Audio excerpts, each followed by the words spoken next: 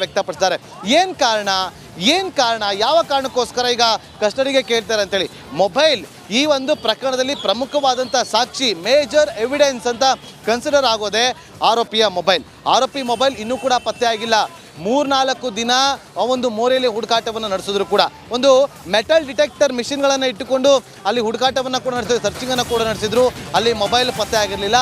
ಹಾಗಾಗಿ ಆ ಮೊಬೈಲ್ ಈ ಒಂದು ಪ್ರಕರಣದಲ್ಲಿ ಪ್ರಮುಖವಾದಂಥ ಸಾಕ್ಷಿ ಆಗಿರುವಂಥ ಹಿನ್ನೆಲೆಯಲ್ಲಿ ನಾವು ಆ ಮೊಬೈಲ್ನ ರಿಕವರಿ ಮಾಡಬೇಕು. ಹಾಗಾಗಿ ಆರೋಪಿಗಳು ಸೂಚನೆ ಕೊಟ್ಟರು, ತೋರಿಸಿದ್ರು ಜಾಗ, ಆದರೆ ಆ ಜಾಗದಲ್ಲಿ ಮೊಬೈಲ್ ಸಿಗಲಿಲ್ಲ.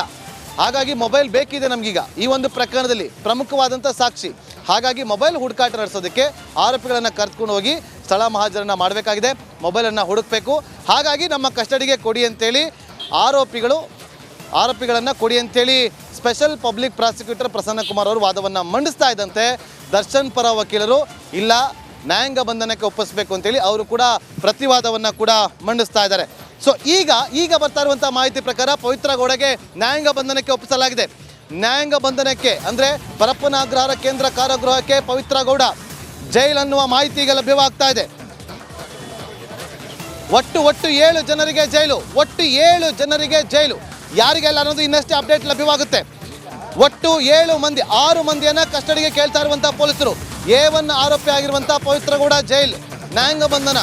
ಪವಿತ್ರ ಗೌಡ ಸೇರಿದಂತೆ 7 ಜನ ಆರೋಪಿಗಳನ್ನು ನ್ಯಾಯಾಂಗ ಬಂಧನಕ್ಕೆ ಒಪ್ಪಿಸಿ ಈಗ ನ್ಯಾಯಾಧೀಶರು ಆದೇಶವನ್ನು ಹೊರಡಿಸಿದ್ದಾರೆ.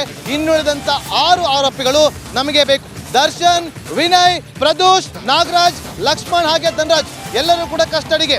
ದರ್ಶನ್ ಪೊಲೀಸ್ ಕಸ್ಟಡಿಗೆ ನೀಡಿ ನ್ಯಾಯಾಧೀಶರಿಗೆ ಆದೇಶವನ್ನು ಹೊರಡಿಸಿದ್ದಾರೆ. A1 ಆರೋಪಿ ಆಗಿರುವಂಥ ಪವಿತ್ರ ಗೌಡ ನ್ಯಾಯಾಂಗ ಬಂಧನ, A2 ಆರೋಪಿ ಆಗಿರುವಂಥ ದರ್ಶನ್ ಪೊಲೀಸ್ ಕಸ್ಟಡಿಗೆ ಕೊಟ್ಟು ಈಗ ಆದೇಶವನ್ನು ಹೊರಡಿಸಿದ್ದಾರೆ. ಅಂದ್ರೆ ಇಲ್ಲಿಗೆ ಸ್ಪಷ್ಟ, ದರ್ಶನ್, ವಿನಯ್, ಪ್ರದೋಷ್. ನಡಿ ಈಗ ಶುರು ಮಾಡೋಣ. ಕೇಸರಿಯಿಂದ ಮನೋಲ್ಲಾಸ ಮನಸ್ಸು ಮತ್ತೇರಿ ಕುಣಿದಾಡಿದೆ ನೋಡು, ಮನಸ್ಸು ಮತ್ತೇರಿ ಕುಣಿದಾಡಿದೆ ನೋಡು. ಕ್ಷಣ ಕ್ಷಣವೂ ಆಚರಿಸಿ ಕೇಸರಿ ಹಬ್ಬ. ವಿಮಲ್ ಬಾಯಲ್ಲಿ ಹೇಳಿ ಕೇಸರಿ. ನಾಗರಾಜ್, ಲಕ್ಷ್ಮಣ್ ಮತ್ತು ಧನರಾಜ್ನನ್ನ ಕಸ್ಟಡಿಗೆ ಕೊಟ್ಟಿದ್ದಾರೆ. ಒಟ್ಟು 6 ಜನ ಆರೋಪಿಗಳು, ಒಟ್ಟು 13 ಆರೋಪಿಗಳನ್ನ ನ್ಯಾಯಾಧೀಶರ ಮುಂದೆ ಹಾಜರುಪಡಿಸಿದ್ರು. 13 ಜನ ಆರೋಪಿಗಳ ಪೈಕಿ 7 ಮಂದಿ ನ್ಯಾಯಾಂಗ ಬಂಧನಕ್ಕೆ ಹೊರಟ್ರೆ 6 ಮಂದಿ ಕಸ್ಟಡಿಗೆ ಕೊಟ್ಟಿದ್ದಾರೆ. ಇವತ್ತಿನಿಂದ ಮತ್ತೊಮ್ಮೆ ದರ್ಶನ್ ಅಂಡ್ ಟೀಮ್ನ ಅರ್ಧ ಭಾಗ ಟೀಮ್ಗೆ ಮತ್ತೊಮ್ಮೆ ಡ್ರಿಲ್ ಅನ್ನ ಶುರು ಮಾಡಲಿದ್ದಾರೆ ಪೊಲೀಸರು. ನೋಡಿ ಯಾರ್ಯಾರು ಅಂತ ಹೇಳ್ತೀವಿ. ದರ್ಶನ್, ವಿನಯ್, ಪ್ರದೋಷ್, ನಾಗರಾಜ್, ಲಕ್ಷ್ಮಣ್ ಮತ್ತೆ ಧನರಾಜ್, ಈ 6 ಜನ. ನೋಡಿ ಯಾರ್ಯಾರ ಪಾತ್ರ ಏನು ಅಂತೇಳಿ ನಾನು ತಿಳಿಸ್ತಾ ಹೋಗ್ತೀನಿ. ದರ್ಶನ್ ಈ ಪ್ರಕರಣದಲ್ಲಿ A2 ಆರೋಪಿ ಆಗಿದ್ದಾರೆ. ಪ್ರದೋಷ್ ಆ ಪ್ರಕರಣದಲ್ಲಿ ಹಣವನ್ನು ಹಂಚುವಂತ ಕೆಲಸವನ್ನ ಮಾಡಿದ್ದ. ಧನರಾಜ್ ಅಲಿಯಾಸ್ ರಾಜು ಮೆಗ್ಗಾರ್ ಮಿಷನ್ ಅನ್ನು ಇಟ್ಟು ಕರೆಂಟ್ ಕೊಟ್ಟು ಶಾಕ್ ಕೊಟ್ಟು ಆತ ಕಿರಿಕಿರಿಯನ್ನು ಮಾಡಿದ್ರೆ ಚಿತ್ರ ಹಿಂಸೆಯನ್ನು ಕೂಡ ಕೊಟ್ಟಿದ್ದ. ಆತನನ್ನು ಕೂಡ ವಶಕ್ಕೆ ಪಡ್ಕೊಂಡಿದ್ದಾರೆ. ನೋಡಿ ಈಗ ಪ್ರಮುಖವಾಗಿ ಪವಿತ್ರನನ್ನ ಜೈಲಿಗೆ ಕರ್ಕೊಂಡು ಹೋಗೋದಕ್ಕೆ ಎಲ್ಲ ರೀತಿಯಾದಂಥ ಸಿದ್ಧತೆಗಳನ್ನು ಮಾಡ್ಕೊಳ್ತಾರೆ. ಅದೇ ರೀತಿಯಾಗಿ ಪೊಲೀಸರು ಕೂಡ ಒಂದಷ್ಟು ಸೆಕ್ಯೂರಿಟಿಯನ್ನು ಕೂಡ ಮಾಡ್ಕೊಳ್ತಾರೆ. ಯಾರು ಕೂಡ ಅತ್ತ ಸುಳಿದಂತೆ, ಸಾಮಾನ್ಯ ಜನರು ಕೂಡ ಹೊರಗಡೆ ಹೋಗದಂತೆ ಸಾಕಷ್ಟು. ಕೇವಲ ವಕೀಲರಿಗೆ ಮಾತ್ರ ಅನುಮತಿ, ವಕೀಲರು ಮಾತ್ರ ಒಳಗಡೆ ಹೋಗೋದಕ್ಕೆ ಅವಕಾಶ, ಬೇರೆ ಯಾರಿಗೂ ಕೂಡ ಇಲ್ಲಿ ಅವಕಾಶವನ್ನು ಕಲ್ಪಿಸಿಕೊಡ್ತಾ ಇಲ್ಲ. ವಾದ ಪ್ರತಿವಾದವನ್ನು ಆಲಿಸಿದಂತಹ ನ್ಯಾಯಾಧೀಶರು ಈಗ 13 ಆರೋಪಿಗಳ ಪೈಕಿ 7 ಜನ ಆರೋಪಿಗಳನ್ನು ನ್ಯಾಯಾಂಗ ಬಂಧನಕ್ಕೆ ಒಪ್ಪಿಸಿದ್ರೆ ಇನ್ನು 6 ಜನ ಆರೋಪಿಗಳನ್ನು ಪೊಲೀಸ್ ಕಸ್ಟಡಿಗೆ ಒಪ್ಪಿಸಿದ್ದಾರೆ ಎನ್ನುವ ಅಪ್ಡೇಟ್ ಈಗ ಲಭ್ಯವಾಗ್ತಾ ಇದೆ. ಆದರೆ ಪೊಲೀಸರು ಇಲ್ಲ ಪವಿತ್ರ ಗೌಡ ಕೂಡ ನಮಗೆ ಕಸ್ಟಡಿಗೆ ಬೇಕು ಅಂತೇಳಿ ಅಲ್ಲಿ ಮನವಿಯನ್ನು ಕೂಡ ಮಾಡ್ಕೊಳ್ತಾ ಇದ್ದಾರೆ.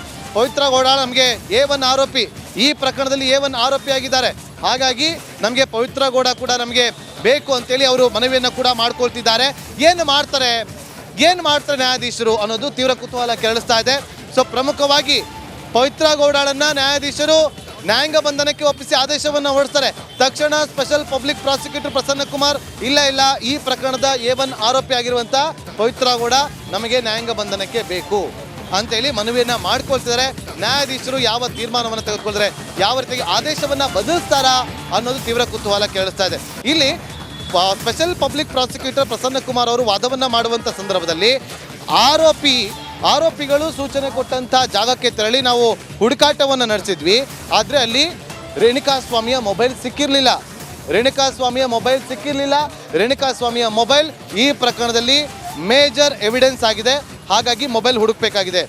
ಕಳೆದ 3 ದಿನಗಳಿಂದ ದೊಡ್ಡ ಮೋರಿಯಲ್ಲಿ ಮೆಟಲ್ ಡಿಟೆಕ್ಟರನ್ನು ಇಟ್ಟುಕೊಂಡು ಮೊಬೈಲ್ ಹುಡುಕಿದ್ರು ಕೂಡ ಸಿಕ್ಕಿರಲಿಲ್ಲ. ಆರೋಪಿಗಳು ತೋರಿಸಿದ ಜಾಗದಲ್ಲಿ ಮೊಬೈಲ್ ಸಿಕ್ಕಿರಲಿಲ್ಲ. ಹಾಗಾಗಿ ಸ್ಪೆಷಲ್ ಪಬ್ಲಿಕ್ ಪ್ರಾಸಿಕ್ಯೂಟರ್ ಕೂಡ ಇದೇ ವಾದವನ್ನು ಮಾಡಿದ್ರು. ಸ್ವಾಮಿ, ನಮಗೆ ಈ ಮೊಬೈಲ್ ಬೇಕು, ಮೊಬೈಲೇ ಇಂಪಾರ್ಟೆಂಟ್, ಆ ಮೊಬೈಲ್ನಿಂದನೇ ಆತ ಸಂದೇಶವನ್ನು ಕಳಿಸಿದ್ದ ಅಂತೇಳಿ ಆರೋಪಿಗಳು ಬಾಯ್ಬಿಟ್ಟಿದ್ರು. ಆ ಸಂದೇಶ ಏನಿದೆ, ಏನಂತ ಕಳಿಸಿದ್ದ, ಇದೆಲ್ಲವನ್ನು ಕೂಡ ನಾವು ತನಿಖೆ ಮಾಡಬೇಕಾಗಿದೆ. ಆ ಮೊಬೈಲ್ ಸಿಗೋವರೆಗೂ ಕೂಡ ನಮಗೆ ಕಸ್ಟಡಿಗೆ ಕೊಡಿ. ಕಸ್ಟಡಿ ಅವಧಿ, ಗರಿಷ್ಠ ಕಸ್ಟಡಿ ಅವಧಿ ಇನ್ನೂ ಮುಕ್ತಾಯ ಆಗಿಲ್ಲ, ಇನ್ನೂ 3 ದಿನ ಇದೆ, ನಮಗೆ ದಯವಿಟ್ಟು ಕೊಡಿ ಅಂತೇಳಿ ಮನವಿಯನ್ನು ಮಾಡಿಕೊಂಡ್ರು. ನೋಡಿ, ಇಲ್ಲಿ ಬಲವಾದ ಕಾರಣವನ್ನು ಕೊಟ್ಟಿದ್ದಾರೆ ಸ್ಪೆಷಲ್ ಪಬ್ಲಿಕ್ ಪ್ರಾಸಿಕ್ಯೂಟರ್ ಆಗಿರುವಂಥ ಪ್ರಸನ್ನ ಕುಮಾರ್ ಅವರು. ನಾನು ಆಗಲೇ ಹೇಳ್ತಾ ಇದ್ದಂತೆ, ಒಂದು ಪ್ರಮುಖವಾದಂಥ ಕಾರಣವನ್ನು ಕೊಟ್ಟಿದ್ದೆ ಆದರೆ ಅದಕ್ಕೆ ಅಕ್ಸೆಪ್ಟನ್ನು ಮಾಡಿದೆ ಆದರೆ ನ್ಯಾಯಾಧೀಶರು ಖಡಾಖಂಡಿತವಾಗಿ ಕೋರ್ಟ್ ಕಸ್ಟಡಿಗೆ ಕೊಟ್ಬಿಡ್ತಾರೆ. ಈ ಪ್ರಕರಣದಲ್ಲೂ ಕೂಡ ಹಾಗೆ ಆಗಿರೋದು. ಸೊ ಈಗ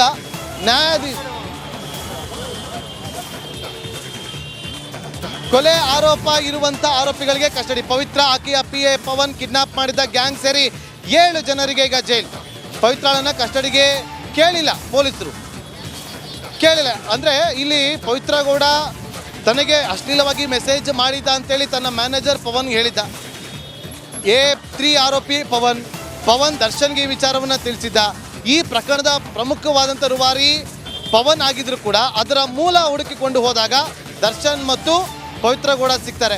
ಹಾಗಾಗಿ ಈಗ A1 ಆರೋಪಿಯನ್ನು ನ್ಯಾಯಾಂಗ ಬಂಧನಕ್ಕೆ ಒಪ್ಪಿಸಿದ್ದಾರೆ.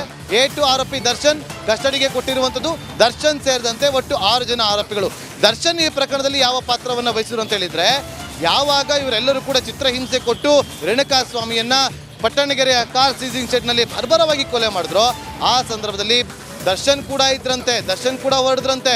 ಅಷ್ಟೇ ಅಲ್ಲದೆ ಹಣದ ಆಮಿಷ ಒಡ್ಡಿ ನಾವು ಹಣವನ್ನು ಕೊಡ್ತೀವಿ ಒಪ್ಪಿಕೊಳ್ಳಿ ಅಂತೇಳಿ 30 ಲಕ್ಷ ಹಣವನ್ನು ಕೊಟ್ಟಿದ್ದಾಗಿ ಒಪ್ಕೊಂಡಿದ್ದಾರೆ ತನಿಖೆಯ ಸಂದರ್ಭದಲ್ಲಿ ಅನ್ನೋದು ಅಲ್ಲಿ ಸ್ಪಷ್ಟವಾಗಿ ಗೊತ್ತಾಗ್ತಾ ಇದೆ. ಕೋರ್ಟ್ನ ಹಾಲ್ನ ಒಳಗಡೆ ಏನೆಲ್ಲ ವಾದ ಪ್ರತಿವಾದಗಳು ಆಗ್ತಾ ಇದೆ, ಕೋರ್ಟ್ನ ಹಾಲ್ ಒಳಗಡೆ ಏನೆಲ್ಲ ಪ್ರಕ್ರಿಯೆಗಳಾಗ್ತಾ ಇದೆ ಅನ್ನೋದ್ರ ಬಗ್ಗೆ ಮಾಹಿತಿಯನ್ನು ಕೊಡ್ತಾ ಇದ್ದೀನಿ. ಈಗ ಪ್ರಮುಖವಾಗಿ ಪವಿತ್ರ, ಆಕೆಯ PA ಪವನ್ ಕಿಡ್ನಾಪ್ ಮಾಡಿದ ಗ್ಯಾಂಗ್ ಸೇರಿ 7 ಜನರು ಈಗ ಜೈಲಿಗೆ ಹೋಗಿದ್ದಾರೆ. ಕಿಡ್ನಾಪ್ ಮಾಡಿದ ಜನ ಜೈಲಿಗೆ ಹೋದ್ರು, ಆದರೆ ಚಿತ್ರಹಿಂಸೆ ಕೊಟ್ಟು ಕೊಲೆ ಮಾಡಿದ್ರು ಅಂತ ಹೇಳಲಾಗ್ತಾ ಇರುವಂಥ ಆರೋಪಿಗಳೆಲ್ಲರೂ ಕೂಡ ಕಸ್ಟಡಿಗೆ ಹೋಗಿದ್ದಾರೆ. ನ್ಯಾಯಾಧೀಶರು ಕಸ್ಟಡಿಗೆ ನೀಡಿ ಈಗ ಆದೇಶವನ್ನು ಹೊರಡಿಸಿದ್ದಾರೆ. SPP ವಾದವನ್ನು ಪುರಸ್ಕರಿಸಿದ್ದಾರೆ ನ್ಯಾಯಾಧೀಶರು. ಹೌದು, ಸ್ಪೆಷಲ್ ಪಬ್ಲಿಕ್ ಪ್ರಾಸಿಕ್ಯೂಟರ್ ಹೇಳ್ತಾ ಇರುವಂಥ ಒಂದು ವಾದದಲ್ಲಿ ಒಂದು ಬಲವಾದ ಕಾರಣ ಇದೆ. ಯಾಕೆ ಅಂತಂದರೆ, ಈ ಪ್ರಕರಣವನ್ನು ಹುಡುಕ್ತಾ ಹೋದಾಗ ಪೊಲೀಸರಿಗೆ ಸಿಗೋದು ಒಂದು ಅಶ್ಲೀಲವಾದಂಥ ಸಂದೇಶವನ್ನು ಕಳಿಸಿದ್ರು ಅಂತೇಳಿ. ಆ ಅಶ್ಲೀಲವಾದಂಥ ಸಂದೇಶ ಕಳಿಸಿದ್ದು ಯಾವುದರಿಂದ? ರೇಣುಕಾ ಸ್ವಾಮಿ ಮೊಬೈಲ್ನಿಂದ ಸ್ವಾಮಿ ಅಂತ ಹೇಳಿರ್ತಾರೆ ಪೊಲೀಸರ ಮುಂದೆ ಆರೋಪಿಗಳು. ಹಾಗಾದರೆ ಫೋನಲ್ಲಿ ಎಲ್ಲೋ ಒಂದು ಕಡೆ ಬಿಸಾಕಿದ್ವಿ ಅಂತ ಹೇಳ್ತಾರೆ. ನೋಡ್ರಿ, ಅಲ್ಲಿ ಆ ಜಾಗಕ್ಕೆ ಹೋಗಿ ಹುಡ್ಕೋಣ ಅಂತ ಅಂದಾಗ ಆ ಜಾಗಕ್ಕೆ ಹೋಗಿ ಹುಡುಕ್ತಾರೆ, ಸಿಗೋದಿಲ್ಲ. ಇಲ್ಲಿವತ್ತು ಕೂಡ ಕಸ್ಟಡಿಗೆ ಹೋಗೋದಕ್ಕೆ ಪ್ರಮುಖವಾದಂಥ ಕಾರಣ ಏನು ಅಂತಂದರೆ, ಆರೋಪಿಗಳು ಕೊಲೆ ಆದಂಥ ರೇಣುಕಾ ಸ್ವಾಮಿಯ ಫೋನನ್ನು ಎಲ್ಲಿ ಬಿಸಾಡಿದ್ರೋ ಆ ಜಾಗಕ್ಕೆ ಹೋಗಿ ಆ ಫೋನನ್ನು ಹುಡುಕಬೇಕು. ಗರಿಷ್ಠ ಪೊಲೀಸ್ ಕಸ್ಟಡಿ ಇದೆ, ನಮಗೆ ಅವಕಾಶ ಕೊಡಿ, ಕಸ್ಟಡಿ ಕೊಡಿ ಅಂತೇಳಿ ಮನವಿಯನ್ನು ಮಾಡ್ಕೊಂಡಿದ್ರು. ಗರಿಷ್ಠ ಕಸ್ಟಡಿ ಅವಧಿ ಎಷ್ಟು ದಿನ ಇರುತ್ತೆ? ಪೊಲೀಸ್ ಕಸ್ಟಡಿ ಆಗಿರ್ಬೋದು, ಅದು ನ್ಯಾಯಾಂಗ ಬಂಧನ ಆಗಿರ್ಬೋದು. ಗರಿಷ್ಠ ಕಾಲಾವಧಿ ಅಂತಂದರೆ 14 ದಿನ. ಈಗ 10 ದಿನ ಕಸ್ಟಡಿ ಆಯಿತು, ಇನ್ನು 4 ದಿನ ಇದೆ. ಎಷ್ಟು ದಿನ ಕೊಟ್ಟಿದ್ದಾರೆ ಅನ್ನೋದು ಕೂಡ ಬಹಳ ಇಂಪಾರ್ಟೆಂಟ್ ಆಗುತ್ತೆ. 6 ಜನರು ಕಸ್ಟಡಿ ಕೊಟ್ಟಿದ್ದಾರೆ.